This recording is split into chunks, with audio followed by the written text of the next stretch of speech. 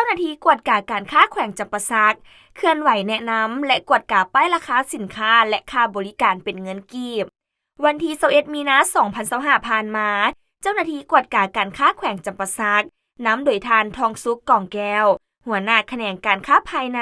แผนกอุตสาหกรรมและการค้าแขวงพร้อมคณะและพนักงานวิชาการที่เกี่ยวข้องสมทบกับหน่วยงานจัดสรรตลาดใหม่ปากเซหรือตลาดดาวเฮืองได้เคลื่อนไหวสุกยูแนะนำหัวหน่วยธุรกิจผู้ประกอบการสาวค้าขายและห้านค้าต่างๆในแขวงจำปาสักอยู่ตลาดใหม่ปากเซให้ติดป้ายราคาสินค้าและค่าบริการเป็นเงินกีบตามข้อตกลงของกระทรวงอุตสาหกรรมและการค้าเลขที่0019/อคลงวันที่6 มกราคม 2025ว่าด้วยการปฏิบัติเวียกงานกวดกาการค้าผู้ละเมิดแม้นจะถูกปรับใหม่ตามมาตรา20มาตรการปรับใหม่และมาตรการโทษเพิ่มบ่ติดป้ายราคาสินค้า